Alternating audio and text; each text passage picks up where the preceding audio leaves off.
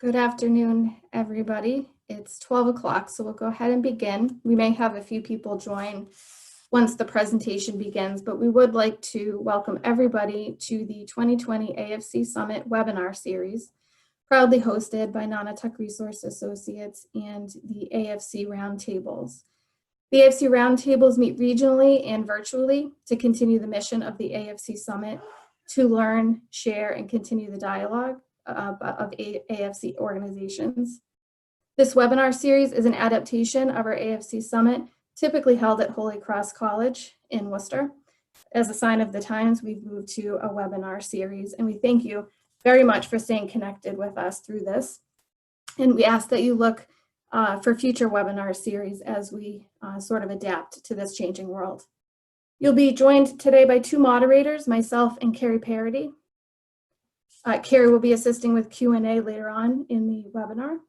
We have a few brief instructions for folks. If you have not already signed in through the chat feature, we ask that you do so. The chat can be found at the lower portion of your screen. Once you click the chat button, you'll be able to log in through typing your name. We ask that all participants stay muted through the webinar. Please submit any questions that you have through the chat, and a moderator will periodically check the questions. Today's webinar is an interactive webinar. There'll be a series of case studies. To participate, we ask that you use the hand raise feature. That can also be found at the bottom of your Zoom toolbar. If you click on participants, at the bottom of that screen, you'll see a hand raise feature. A moderator will call on you and unmute you at that time to participate in the case study. Without further delay, we'd like to introduce today's webinar presenter, Nicole McGuiran, Family Service Director from the Alzheimer's Association. Nicole, you can go ahead and unmute yourself and begin your presentation.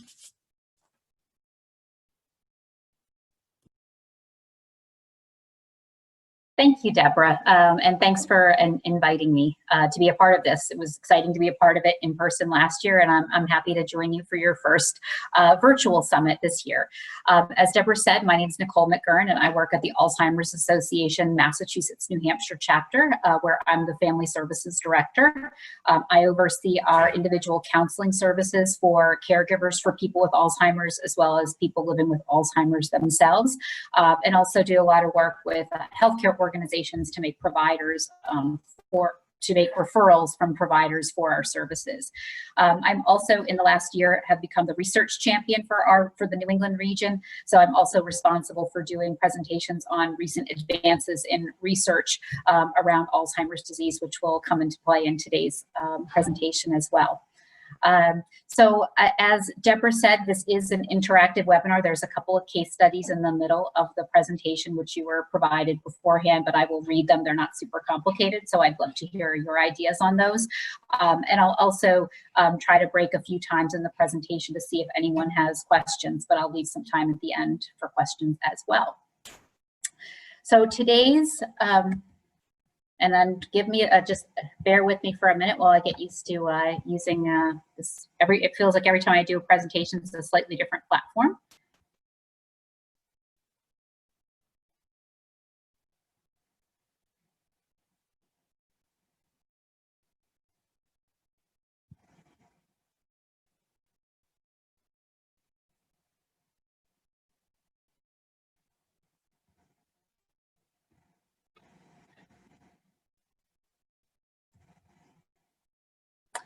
Okay, so today's presentation is going to be talking about several different topics associated with Alzheimer's and dementia.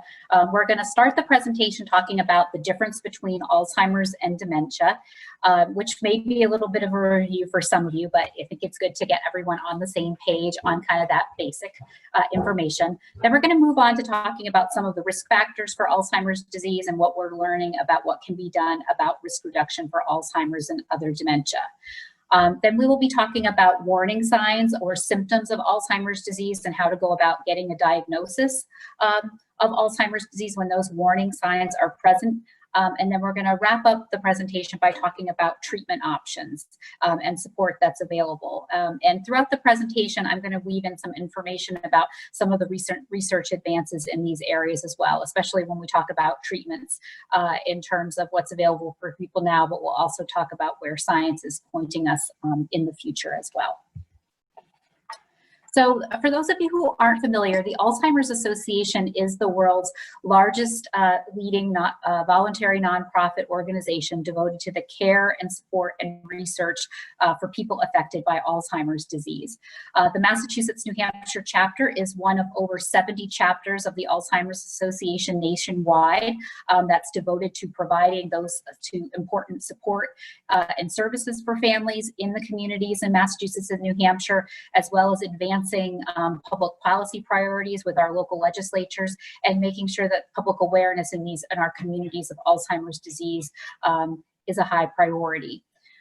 Based on guidance from local public health organizations, we have moved to working remotely for the foreseeable future. And since we've been doing that since the middle of March, and all of the programs and services that we offer to families are being offered in a virtual format. We'll talk a little bit more about those later. And we continue to work really hard on public policy initiatives, especially around the area of making sure that care for people for Alzheimer's disease during these times is provided well in long-term care facilities. That's one of the issues we're working on right now, and also continuing to work to make sure that the public is aware, especially right now, of the real threat that COVID-19 faces to people with Alzheimer's disease and their caregivers, and how that really adds a challenging layer to care that's already difficult to provide.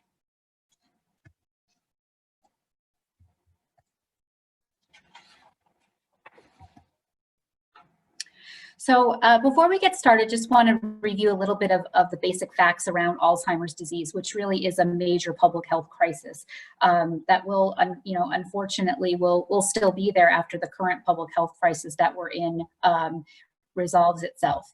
Alzheimer's disease is currently the 6th leading cause of death, and it kills more people than breast cancer and prostate cancer combined.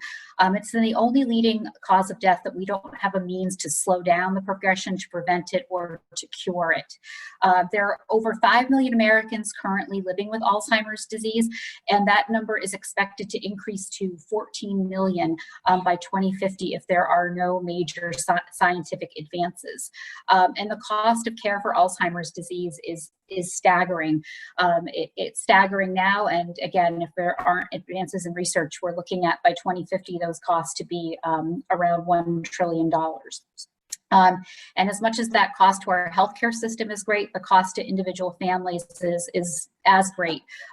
More than 16 million Americans provide unpaid care to people living with Alzheimer's disease and other dementias. So one of the most common questions I get in my work at the Alzheimer's Association is, what is the difference between Alzheimer's disease and dementia? And there are Alzheimer's disease and dementia. And it's important, I think, for us to understand, because it does point to different treatment areas and points to the importance of diagnosis. There are many different forms of dementia, and Alzheimer's disease is the most common form. Dementia itself is really an umbrella term, as you see on this slide, and it is a general term that describes a wide variety of diseases that cause cognitive symptoms for people: trouble with their memory, trouble with communication, trouble with thinking, trouble with planning, and even some behavioral and psychological changes that people experience. Alzheimer's disease is not a part of normal aging, and it is caused by biological changes to the brain, and we'll see some slides in a minute of what those changes actually are. And among the different diseases that cause these kinds of dementia symptoms, Alzheimer's disease is the most common, but many people also do, especially older people, experience mixed dementia, often a combination of Alzheimer's disease as well as vascular dementia. There are some causes of dementia that are reversible, things like side effects from medication, depression, vitamin deficiencies, and thyroid imbalances, but we really these days don't consider those to be dementia because they are reversible. So Alzheimer's disease occurs across a continuum spanning many, many years, and frankly, probably even more years than, definitely more years than we know. We all start out as relatively cognitively unimpaired, but as people age, some people will go on to develop what's called mild cognitive impairment, or MCI. And MCI is some level of change in someone's cognitive functioning that's greater than you would expect for someone their age, but it's not enough to interfere with their activities of daily living. Some people who have mild cognitive impairment do go on to suffer from dementia. Not all do go on to suffer dementia. Some people simply remain in this mild cognitive impairment stage. But for those that progress to dementia, we generally see people with going through a mild, moderate, and severe stage of dementia. To be considered dementia, generally people do have impairment in two or more functions, of cognitive functions, and it needs to be impairment that's great enough to interfere with their activities of daily living.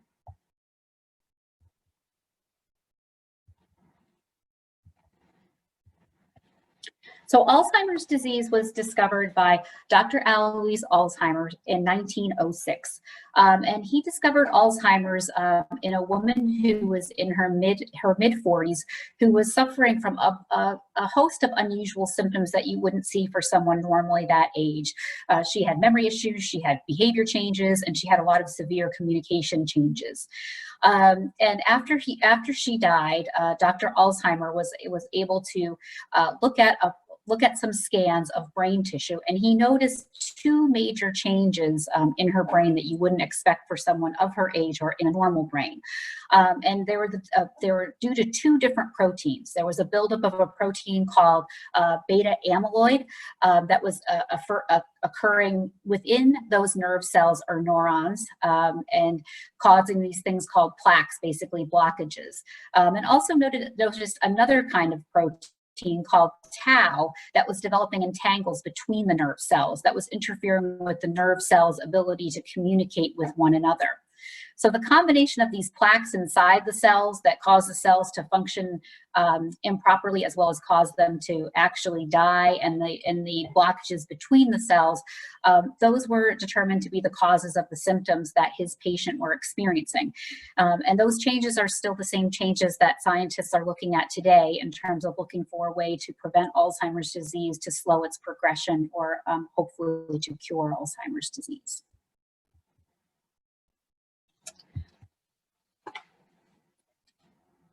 So as I think I've mentioned a few times, Alzheimer's disease is not a normal part of aging, and that's a really important thing to take away from this presentation, and a really a key misperception around Alzheimer's, where a lot of people do think that Alzheimer's is a normal part of aging, and don't necessarily pay it the attention that it needs.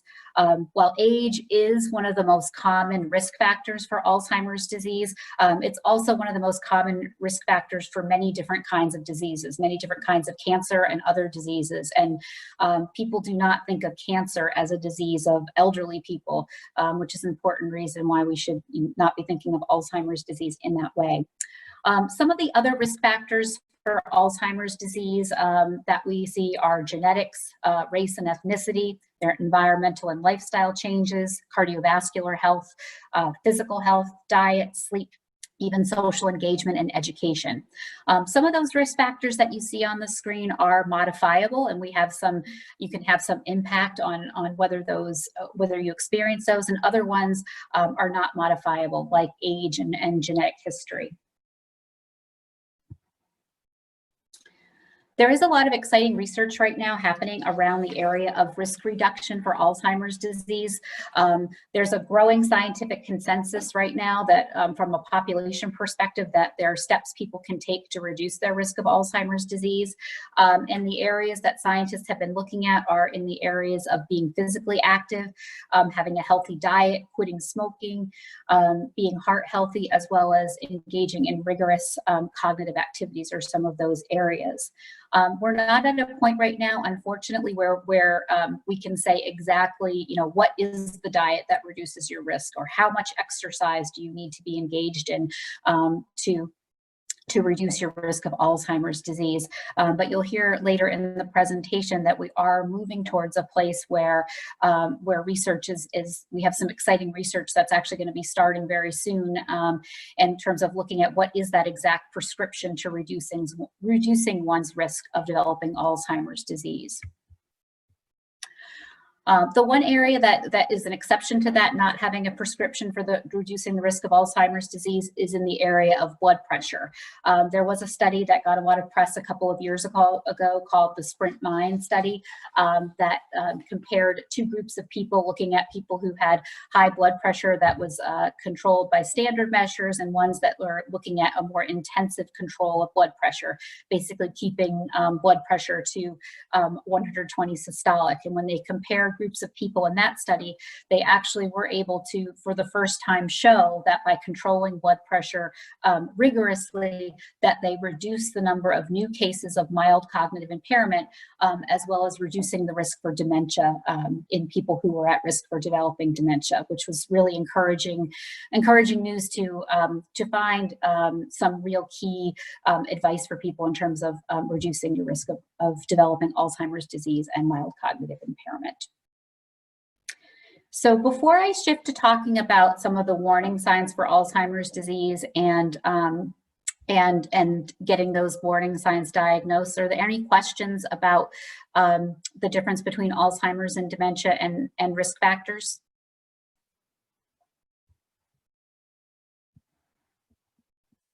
So far, Nicole, we don't have anything in the chat for questions, but okay. You should certainly feel free to put up any questions that you have so that we can address them. Sure. Okay, so moving on to diagnosis and treatment. So there are many different signs that that the changes that people are experiencing might be Alzheimer's disease. Among those changes that could be worrisome for people are memory changes that disrupt daily living, having challenges in problem solving, changes in communication, difficulty with complicated tasks like balancing a checkbook, having some confusion about time and place. Another symptom that's, I think, not as known or warning sign is trouble understanding images or spatial relationships. A lot of times people who end up being in the beginning stages of Alzheimer's disease like have a lot of trouble like recognizing the height of a step or something like that, or you'll see some changes that way. People often having decreased judgment, misplacing things a lot, as well as sometimes some changes in mood and personality. The important thing to keep in mind with these warning signs for Alzheimer's and other types of dementia is that they need to be the kinds of changes that interfere with your day-to-day functioning.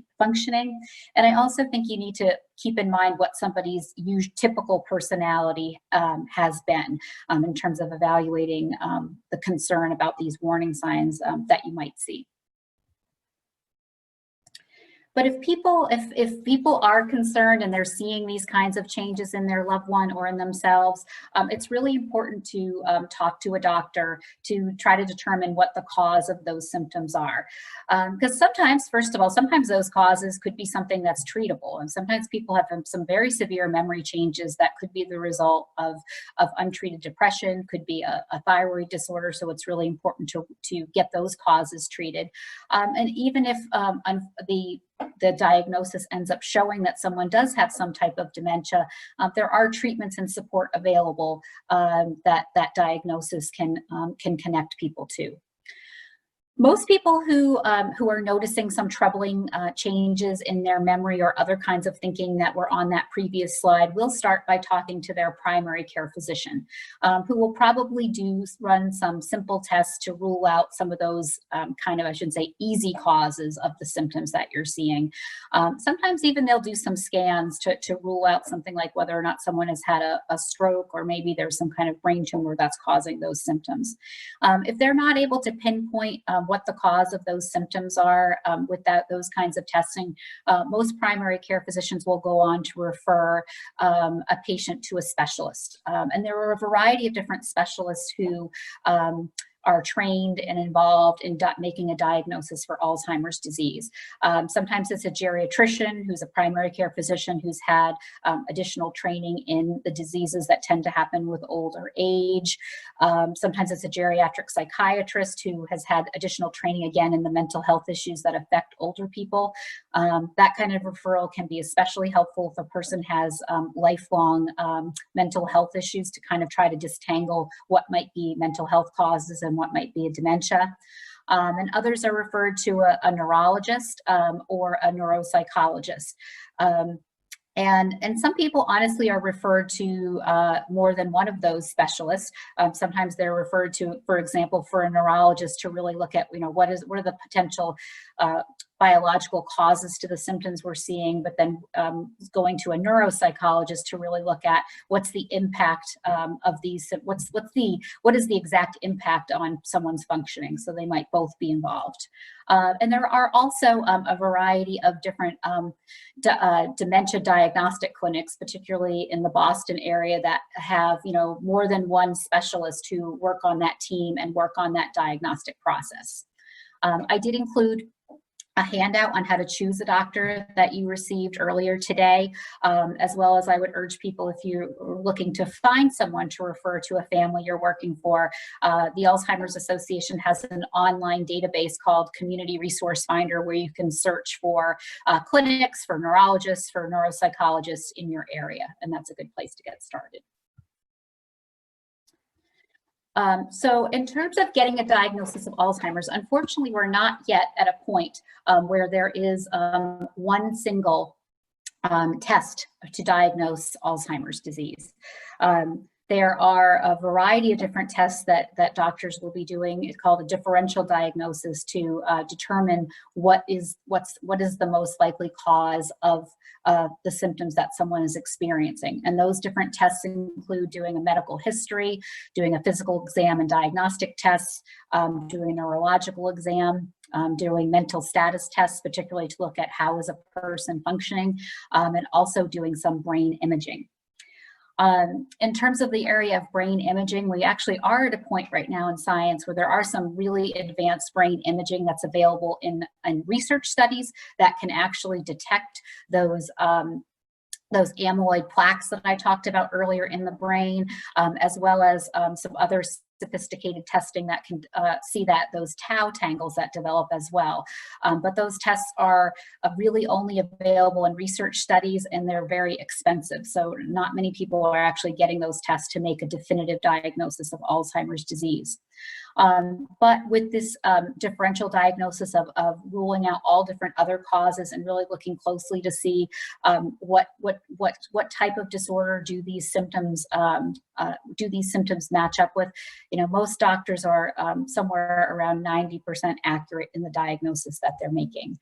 And I really do, as a person who works in the field, believe this, and doctors believe this as well, but it is really important to go through this diagnostic testing, not only obviously to rule out any treatable causes of the symptoms that you're seeing, but also to point to the right treatment for that person, particularly with some of those kind of rarer related disorders. Some of those disorders, for instance, respond really badly to the medications that we have available for Alzheimer's disease, or some of the psychotropic medications that doctors will prescribe for symptoms. So it's really important to know what sort of dementia you're dealing with, so that the medications and treatment can be appropriate, and that families can be aware of what's the course of this particular dementia. Some dementias tend to have a really fast decline, and it's important, I think, for families to know that. And some have some really unusual symptoms that families might want to prepare themselves for as well. So there's a lot of, I think, really important reasons to help families to pursue that kind of diagnosis.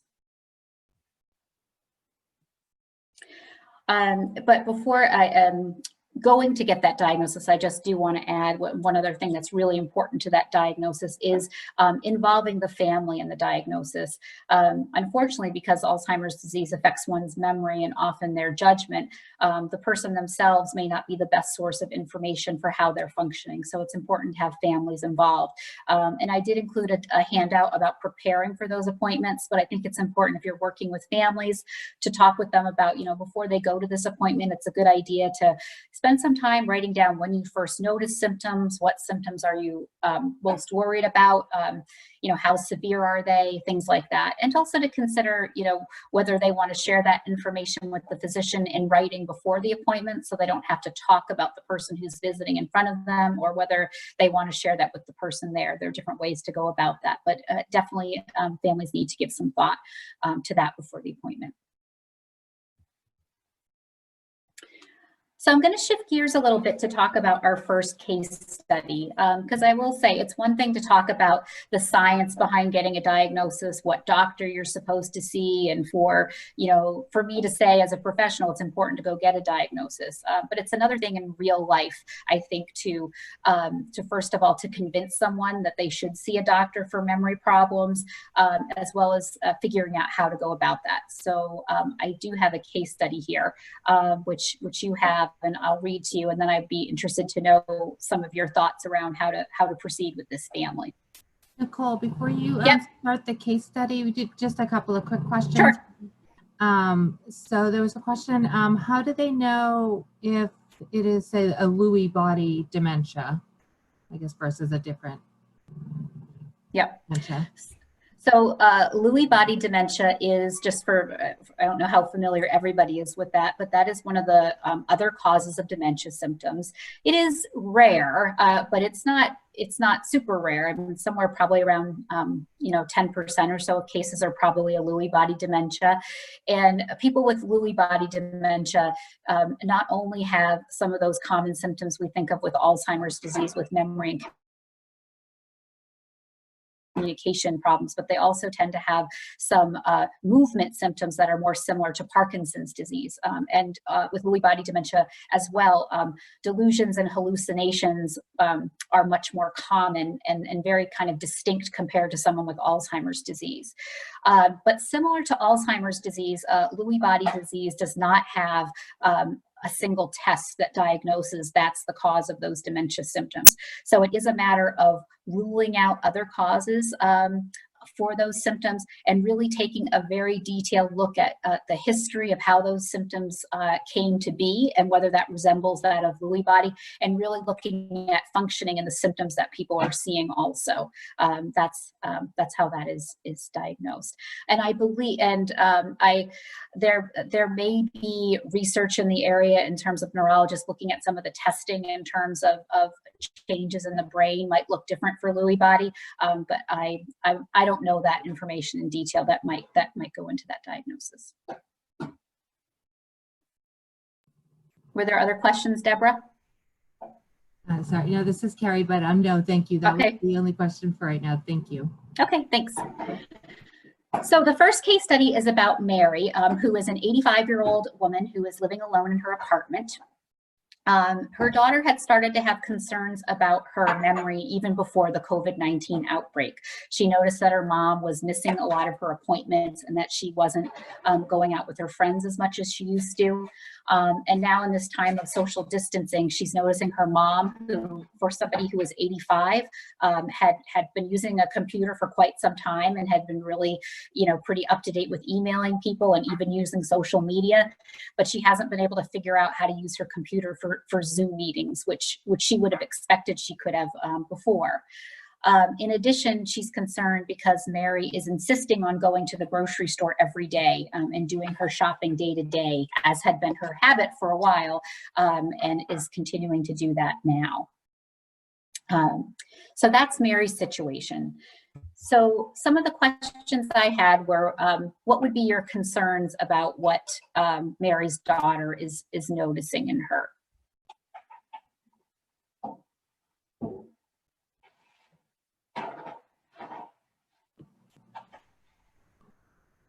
I'll just remind people to use the hand raise function. to participate and I can unmute you.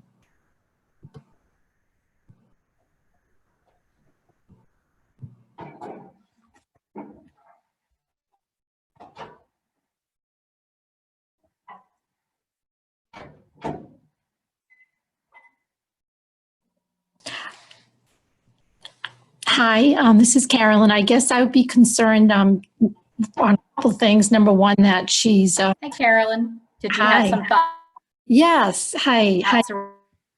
around concerns about?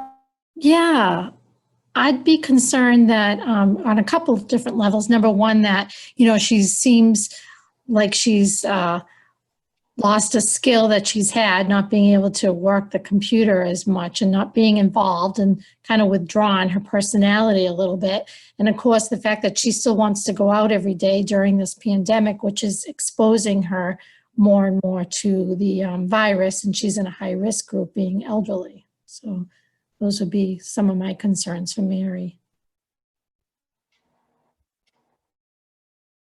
There's also a couple of people who are just typing in the chat about their concerns about not understanding the COVID risk for shopping daily.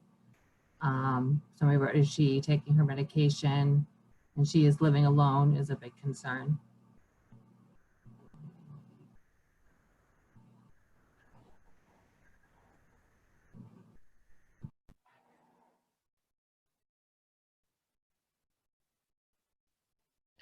So I'm just going to summarize what I think. I'm sorry, my internet connection was unstable for a minute, so I had a little trouble understanding, hearing everything people were saying. I was hearing bits of it and like exactly the same concerns that I would have. But there are definitely some longstanding concerns about maybe possible memory loss and some decreased social interaction and changes in Mary's usual routine. And I think those things would be concerns anyway, but it's heightened with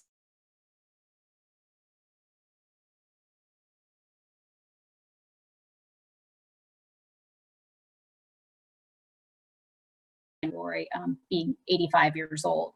And I heard that someone mentioned too, an additional, red flag is that she's living alone. So it's tough to know. These are things that her daughter is gleaning from talking to her on the phone and having seen her.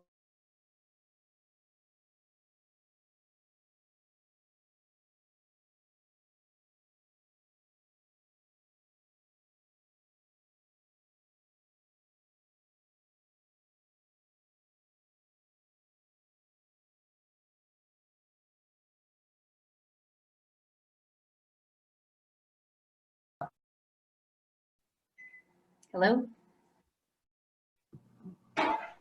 Nicole, looks like you kind of froze a little bit. Okay, am I back now? Or yes, you are. Okay. All right. I'm just gonna repeat where I started, but does anyone have any suggestions for how they would approach with the daughter, how the daughter would approach Mary with her concerns?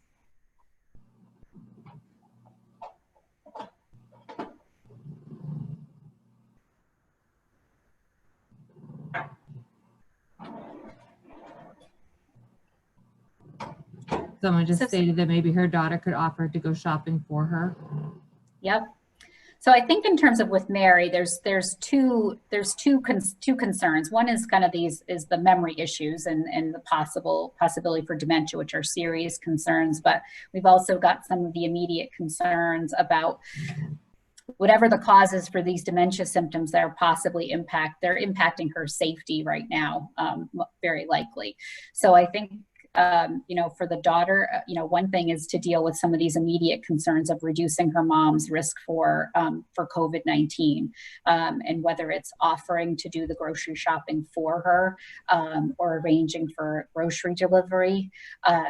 She might want to talk to her mom about whether she could, put up a reminder on the door, about, not to go out, that her daughter is doing the shopping, that kind of thing. And, she also might be able to kind of pose some of these changes to her mother too about, we're all having trouble in this time keeping track of what day it is or what we're supposed to do. It's very complicated, and not trying to make her feel, not trying to make her feel bad about having some trouble following these rules that we have right now. She may have to, and I will tell you, some of the families that are calling our helpline right now are, you know, having, you know, if they have a loved one who, you know, who maybe is already diagnosed with some kind of dementia or they're worried about, but maybe even deciding to have that loved one move into their own home with them so that they can provide that support that's needed. And that's, you know, so for some people, that's a decision that they're weighing right now too. The other thing I would think about if I talk to Mary's daughter too, is whether or not we could just have the primary care physician do a telehealth visit with her mom, or a video with her mom to see how she's doing. It's not as obviously something as effective as having her come in right now for that appointment, but it would be good for the primary care physician, if they could, to get a sense of you know, how is Mary doing right now, so that can be addressed at some later point. So those are some of the things that I would think about with Mary. I would say kind of just in you know, in normal times when we're working with families about trying to get a loved one to go to a doctor's appointment to get concerns about memory diagnosed, you know, a lot of times we'll remind families a few things. You know, one is that you know, you may not be able to have a conversation with your parent's doctor, but it is very possible that there's a way you can at least give your concerns to the doctor. They might not say anything back to you, but to let them know what you've seen that is going on. You know, sometimes it's a matter of just, you know, getting your mom or dad or whoever it is to the doctor for a checkup, and not necessarily bringing up the, you know, the reasons why to start that checkup. You know, in the first place, you know, can be important. But also just being sensitive to families, and that it's a really big step for a lot of families to kind of get involved in their parents' health care at this kind of way, like to make an appointment for them or to be involved in those appointments. And a lot of times family members need a lot of emotional support and encouragement and validation that what they're seeing is serious, that they kind of need to take this kind of unprecedented step with their parent of, you know, moving a doctor's appointment along, which can really be a change for people. So, you know, shifting towards people who have been told that they have a diagnosis of dementia, it's important to remember that, you know, hearing that you have a diagnosis of Alzheimer's disease or another dementia is certainly life-changing for both the person who's been diagnosed as well as the caregiver of that person. And I will say, in my experience, people are told this information in a variety of different ways. And in fact, some are not told at all. You know, a report by the Alzheimer's Association a couple of years ago found that only 45% of people with Alzheimer's and other dementia were told of their diagnosis, or their caregiver told of the diagnosis. So a lot of people are never informed about what a doctor has actually written in the record and they have diagnosed someone with. And sometimes people are told, you know, in a very comprehensive, sensitive way, in an appointment with their doctor, with their loved one there, and have been given the opportunity to ask those questions. You know, other times people are sometimes unfortunately told on the phone, or the way they've kind of figured it out is that, you know, they went through a lot of testing and the doctor then put through a prescription for Aricept or something like that. So there's a huge variety in terms of what information families have been given. But they definitely need time to process that information, and, you know, feelings of being sad and, you know, grieving and you know, fearful and in denial. Those things are normal, and a lot of people initially have those kinds of reaction. A lot of times what can really make a big difference for families is just, you know, getting education about what does that diagnosis mean, what can they expect, where can they get support, you know, can really make a big difference. And the other area, I think, in terms of accepting that diagnosis, that the families often need some, you know, coaching around, or they want to talk about, is, you know, whether they want to share that diagnosis with other people. You know, a lot of people are afraid if they share that diagnosis that maybe the person themselves might be worried that there might be a stigma, that they can't do the things they used to do, or that they've changed. And even for family members are worried that they might be treated differently if they share that diagnosis. We generally do try to work with families around finding a comfortable way to share that diagnosis, because I will say that, you know, if people can be open about the diagnosis, then they can get support that they need. I've also seen so many times for, you know, people living with dementia or even their caregivers that it's a lot of work to try to hide these symptoms that you're seeing.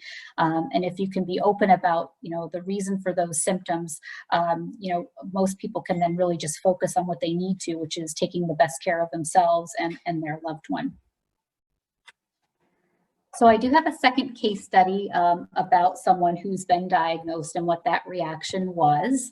And this case study is about Joe, who is 70 years old, and he's been recently diagnosed with Alzheimer's disease after having a couple of years of having short-term memory problems that seem to be getting worse.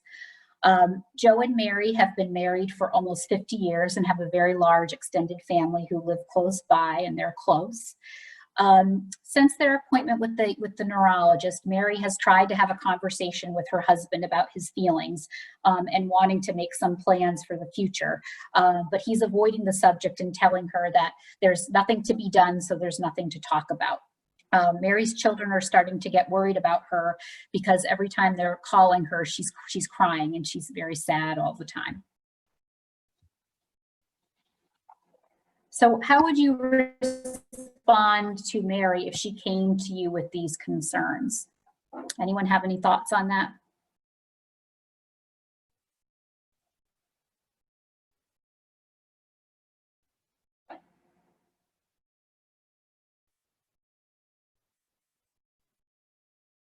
Maybe anyone have some thoughts on the second question about what you think might be behind Joe's reaction to not wanting to talk to Mary? We got that Mary is feeling helpless and Joe is in denial. And someone said fear.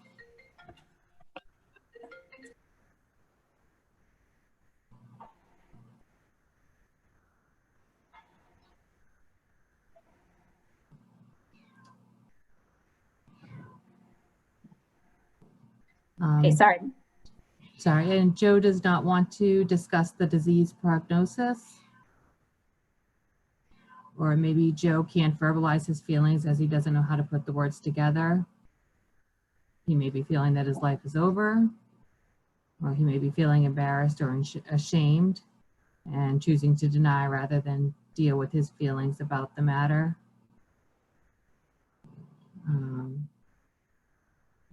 And Joe might not want to discuss the future because he's having a hard time accepting the thought of the diagnosis.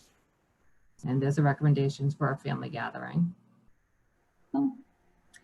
Those are all really good points about Joe's feelings. I like that someone that was mentioned that he might be actually having trouble verbalizing, you know, what his feelings are. And that actually, that could be an emotional thing, but it also could be a symptom of the disease that he's experiencing too, about having that trouble. I also like something too that I actually, when I was preparing what I would say about my own case that I made up that I didn't think about was, you know, one thing that we might want to talk to Mary about is she might be rushing it a little bit. You know, we're not sure how long it's been since Joe has had this news.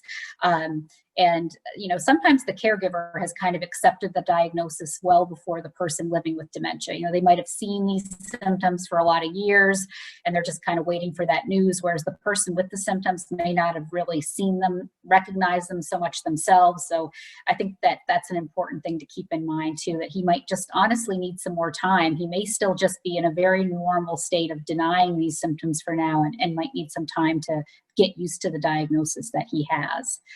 And I also like that it meant, you know, the idea of maybe bringing more of the family to be involved in this.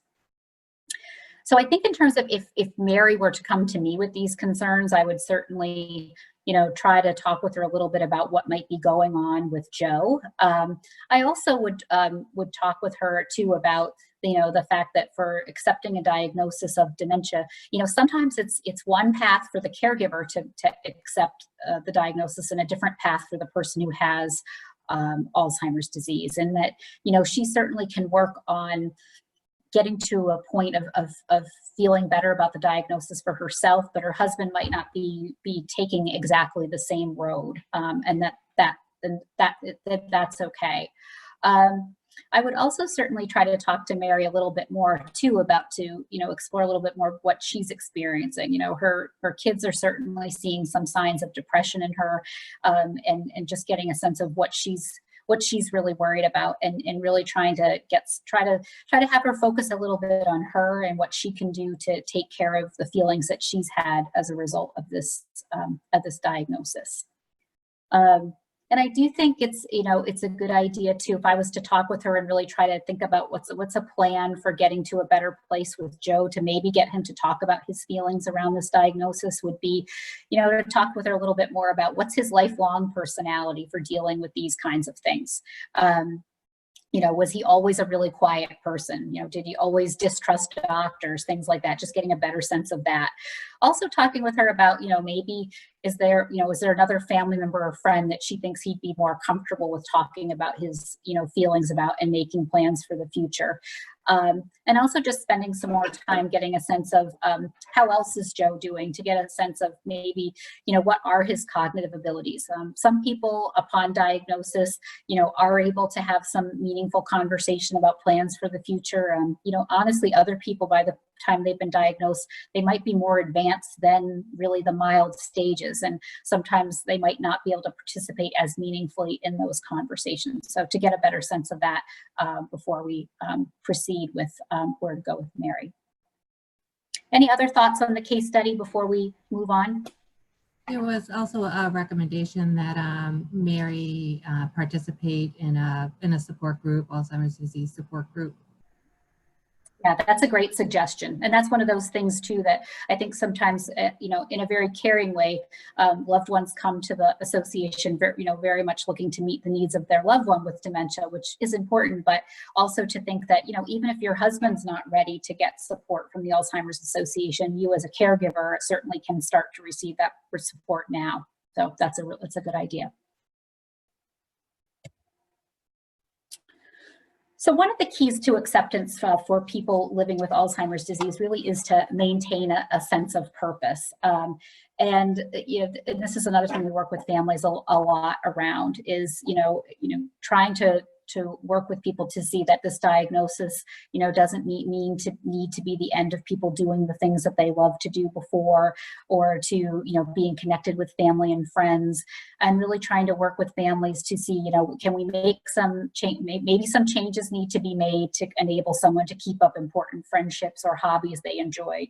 For instance, someone who's who has, really has regularly golf with if Joe is regularly golf with a group of guys, and now he's not, able to drive to those golf outings, can we figure out some way that maybe one of his friends can switch off giving him a ride so that he can continue to be a part of his life.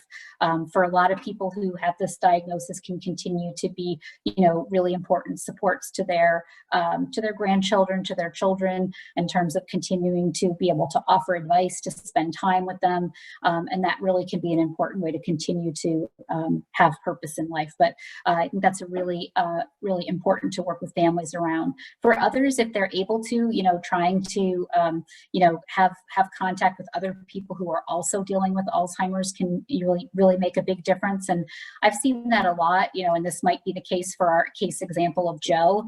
That maybe as much as he doesn't want to talk about the diagnosis, he might be open to going to an education program to just learn the facts about Alzheimer's disease, and maybe not have to talk about his own feelings first. And that can sometimes be a first step to talking about those feelings, or maybe seeing some other people who also are dealing with Alzheimer's in that setting. That can make a big difference. One thing I often, will hear from people living with Alzheimer's once they've maybe tried a support group or another activity at the association is that, they themselves, when they heard they were diagnosed with Alzheimer's, they thought that couldn't be true because they thought everyone with Alzheimer's was in the late stages of Alzheimer's. And getting to meet other people who were in the early stages like them, can make a big difference in their acceptance as well. And sometimes I just want to keep in mind too that it's not always, sometimes people do figure out a way to find the sense of purpose and have a quality of life, but they still might not say, admit to someone, I have Alzheimer's disease. They might be willing to say, I have memory issues, or cognitive issues, whatever they'd like to say, but they can certainly, it doesn't go hand in hand. I think some people, you know, maybe never get 100% acceptance of the diagnosis, but do find a way with the support of their families to have that sense of purpose and still have, you know, a really good quality of life with this disease. So some of those support options that are available right now, you know, some of that is support from family and friends, and that could be really informal, you know, in terms of just continuing to see family and friends. And for some people, it might be setting up something regular, like having a lunch date with a friend, you know, every month at a certain time to continue that connection and give that kind of support. There are some great, you know, online options that can help families to kind of schedule that and keep other members who are involved up to date on what's going on with a loved one, like Caring Bridges or Lots of Helping Hands that can be helpful for families to kind of coordinate that effort from family and friends. There are a lot of community programs out there, and even right now, during this time of social distancing, a lot of those community programs have adapted themselves virtually. A lot of senior centers offer memory cafes, offer help with transportation, offer meal options, so that's something to consider for support. As well as the support of the Alzheimer's Association. I think one of our greatest supports to families, and something that's extremely busy right now during this time, is our 24/7 helpline, which is, as it says, it's available anytime, day or night, but it gives families access to experts, including clinical social workers, to help with whatever problems they're experiencing or needs for support.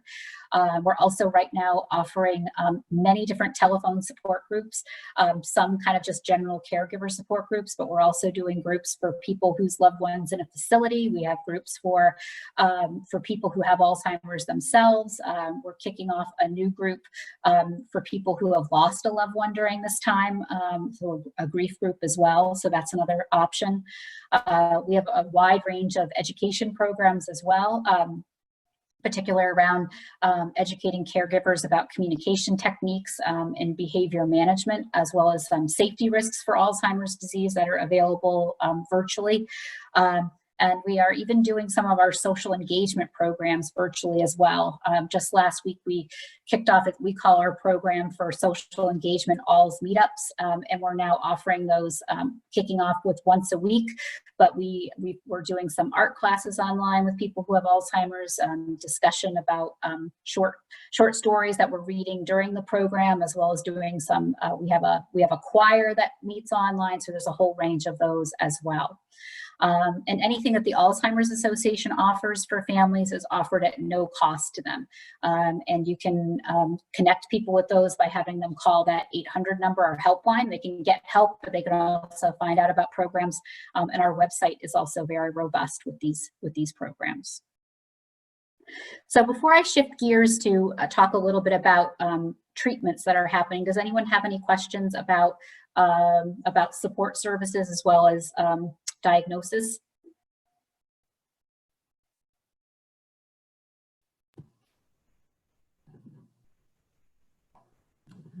Doesn't look like anything right now. Okay, all right. So moving on, shifting gears a little bit to treatments for people who have Alzheimer's disease. So currently, the FDA has approved 2 different types of drugs for the treatment of Alzheimer's disease, and they've both been around for quite some time. There are the group of drugs called cholinesterase inhibitors, which are commonly known as Aricept, Exelon, and Razidine, as well as a second drug that's a glutamate moderator, and that's called Namenda. Both of these drugs work similarly. They increase a chemical in the brain that's lacking in people with Alzheimer's disease and allow their brain to function better. Unfortunately, that while people are taking these drugs, those changes in the brain, the plaques and the tangles that happen, continue to happen unabated. So the disease continues to advance while people are taking these drugs. They do help some of the symptoms temporarily, but eventually the damage that's happening in the brain kind of catches up with them, for lack of a better word, and the drugs are not as effective anymore. So while these drugs definitely are effective for some people, for many people with Alzheimer's disease, and you know, should be taken advantage of, you know, we're looking forward to science giving us some more effective treatments that actually impact those changes that happen in the brain. And there's a lot of trials that are looking at more effective treatments that we'll talk about in a minute that are kind of coming in the future. So it is an exciting time in research. In recent years, I will say we've had some negative stories about, we've had a couple of important drug trials that have failed in recent years. So it's been a little discouraging, both for people, those of us who work in the field and it's important, but as well as to families. But at the same time, there's more and more trials happening every day, and there has been cause for some excitement in the world of Alzheimer's as well. And we're definitely learning more about Alzheimer's now at a pace unparalleled to research in the future. So there's really a lot of reason to be positive about the treatments that are in the pipeline right now. So one of the areas that we've seen a lot of advances in the recent years is actually around the area of diagnosing Alzheimer's. As we talked about just a few slides ago, unfortunately, we're not at a point where there's a single test for Alzheimer's disease, and it can take families months, and honestly, in complicated cases, it can sometimes take more than a year to get a diagnosis of Alzheimer's disease. And that's really emotionally tough for people, and it's time wasted in treatment. There's a lot of reasons that that length of time is just really not acceptable. So right now, a lot of the research is around finding a biomarker for Alzheimer's disease, or a single test that can detect something in the body that says, you know, this person has Alzheimer's disease, or this person has Lewy body dementia. And there's research in the area looking at imaging to do that. There's also research in the area of looking at blood tests, saliva, even changes in the eye to make those diagnoses. And again, why this would be, you know, I think would be great for families to be able to get a quicker diagnosis, but, you know, we need to move to a place where, you know, the area that we've had the most advances in diagnosis has been in this really high-tech scanning. And unfortunately, those are really expensive ways to do a diagnosis, and, you know, require a lot of equipment that's not available across the country. And getting to a place where we could have a blood test or a saliva test would really make a big difference in that efficiency of diagnosis. So the hope is with you know, finding these biomarkers, and that we've seen also even with this high scanning, is that we're able to make a diagnosis earlier than before.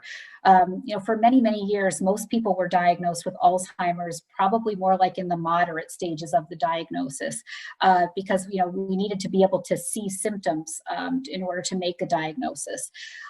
With these biomarkers, what's hopeful is that, you know, we know that one of the biggest risk factors for Alzheimer's is family history. So a lot of people are aware that they're at a high risk for Alzheimer's, but they're waiting to see symptoms.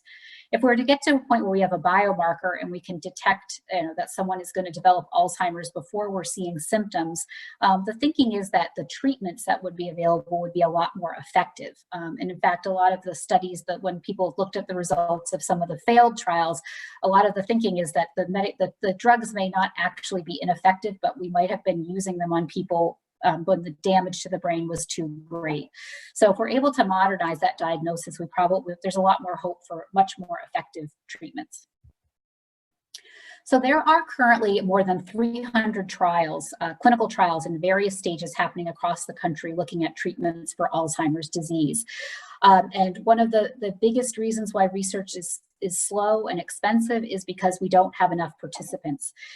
So there is a handout that's included in today's presentation, but I think if you have an opportunity to encourage a family member to be a part of a clinical trial for Alzheimer's disease, I would definitely talk with them about it. It's a really great way for families to get access to some of the best doctors out there. It's also a great way for families to have a sense of hope in terms of doing something about this disease that they've unfortunately gotten, and really an opportunity to make a big difference. And it's one of the biggest reasons that Alzheimer's disease research isn't moving at the pace we hope it would. And it also really adds to the expense of the trials that we're doing, because it is so hard to find participants. And I'll make a plug, there's a need for participants who have symptoms, but there's also a need for healthy people in these studies as well. It's looking like, though, I will say that the likely treatment for Alzheimer's disease is going to be a combination of lifestyle changes as well as medications, kind of similar to how heart disease has been managed. And there's a growing, the growing, as we talked about earlier, there's a lot of promising research in the area of risk reduction that's likely to be a part of that treatment package for people, but also coupled with some of the promising research in looking at improving people's symptoms as well, and hopefully slowing the progression of the disease. So one of the areas that we're really excited to see some changes in around is getting that kind of specific prescription to, what is the prescription of exercise, cognitive stimulation, healthy diet, as well as health recommendations that would be made to reduce a person's risk of Alzheimer's disease. And currently, the Alzheimer's Association is embarking on its first large-scale clinical trial to look at just that. Unfortunately, it's been a little bit delayed because of, understandably, the COVID-19 outbreak, but we're just gearing up on recruiting people for this trial, which is going to look at more than 2,000 participants, and it's going to be looking at people who have room for improvement in their lifestyle and are at risk for developing Alzheimer's disease. And it's going to put people in two groups. One group who is getting a lot of coaching and structure around making lifestyle changes, and the other group is given that information and looking at the difference in their development of Alzheimer's disease. And it's happening across the country. It's happening in different diverse areas, so to be able to make recommendations that are appropriate for a wide range of people. And if we find some successful results with the study, then we will have that prescription for what is recommended to reduce one's risk of developing Alzheimer's. And what's even more exciting about this US pointer study that we're doing is that it's not happening alone. These kinds of studies are happening nationwide, and they're actually based on a study that happened in Finland a couple of years ago that really had some promising results in terms of the impact of exercise and diet on risk reduction. So, and these different scientists in all these different studies are working together to share the results that they're having, to share their data plans. So this area of research is really moving encouragingly quickly. So the final area of research I'd like to touch upon is around medicines for the behavioral and psychological symptoms of Alzheimer's disease. So currently, there's no medication that's approved by the FDA to treat the behavioral and psychological symptoms of Alzheimer's disease, which frankly are really some of the most troubling to both the person living with Alzheimer's as well as their loved ones. And there's a lot of different studies going on right now to look at treatments for these symptoms, including agitation, sleep disturbances, psychosis, as well as apathy, that are in the pipeline right now to treat these symptoms, which would be a real game changer for people living with Alzheimer's and their caregivers. So I'd like to close just by encouraging people. It's really important to understand what the early warning signs of Alzheimer's disease and to encourage people to get an early diagnosis. If people can get a diagnosis early, they're able to make plans for the future. They're able to get education. They're able to take advantage of support services, treatment options, and clinical trials that would not be available otherwise. And it's really the time with all the advances that are happening in the world of science to have people be diagnosed and have that information and those opportunities. And I know all of you in different ways work with families who are dealing with these symptoms, and you can make a real difference by pointing them to the services that you know about, by giving them support around seeking out a diagnosis, and giving them and hopefully encouraging information about what research is going on, what different support can make in their lives. Are there any other questions that people have about today's presentation about Alzheimer's and dementia? Nicole, there was a question from a few slides ago. Sure. What percentage of persons with a family history will be diagnosed with Alzheimer's in the future? we don't have those exact statistics. Right now, what we know is that, if you have a loved one with Alzheimer's disease, if you have a family member with Alzheimer's disease, you have a greater chance than someone who does not have a family member who has had Alzheimer's disease of developing Alzheimer's. And if you have two family members, you have a greater chance than someone who has one family member who had Alzheimer's, or someone, no family history. So it's not a point of knowing that you have like a 50% higher chance of having Alzheimer's disease.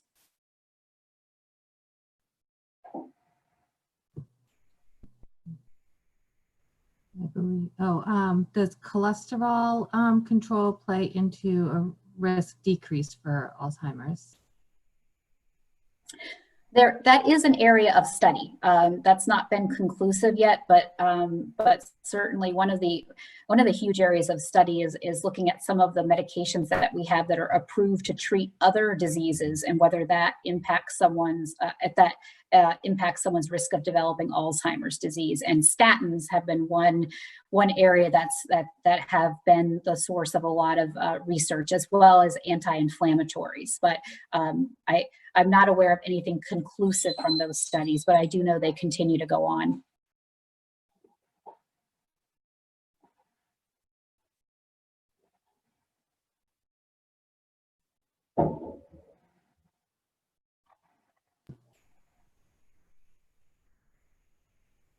Are there any other questions from anyone? You can, if you wanted to raise hand or type in the chat.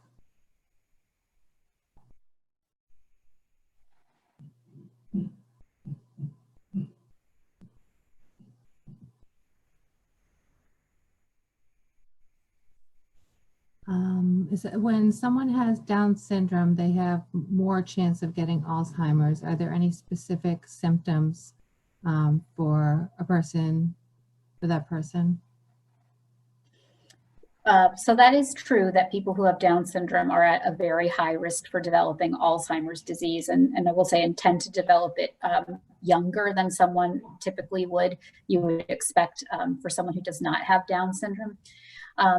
I'm not aware of any specific symptoms that are different for someone who has Down syndrome compared to Alzheimer's disease, but I think the really important thing to look at, and why it's important to talk to a specialist, is, looking at how someone's cognitive symptoms are differing from their baseline, and really having a good awareness of how did someone function baseline and how are they functioning now, and kind of how has that changed, and how quickly has that changed. And there's also a question about if someone is interested in participating in a clinical study, would they do that through the Alzheimer's.org, the alz.org? Yeah, so if people are interested in participating in a clinical trial, they can go to our website. We actually have a service called Trial Match, which is a free clinical trial matching service where you can see what, you see what opportunities are available in your area. You can kind of look by the types of trials that you're interested in, and you can get that through our website, or even if you just Google Trial Match, that would bring you to that website.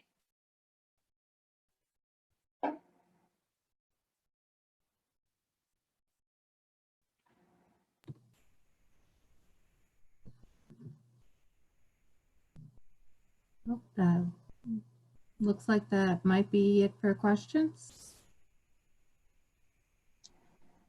Okay. We'll leave the chat open for another minute or so to see if other questions stream in.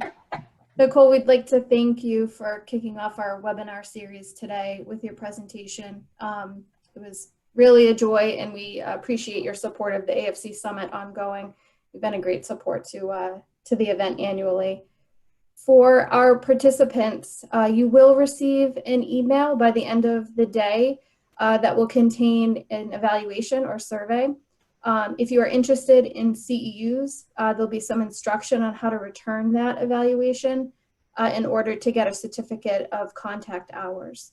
There'll also be some additional information in that email around the AFC roundtable meetings. And if you have interest in joining those meetings, there'll be some instruction and contact around that as well.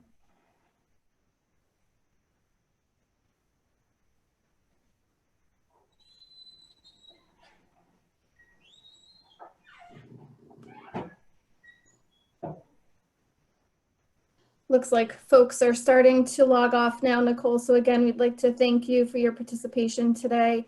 And thank you to everybody else who joined today. I hope we have a great day and we see you tomorrow for our noon webinar. Thank you for inviting me. Thank you, Nicole. Really appreciate it. Bye.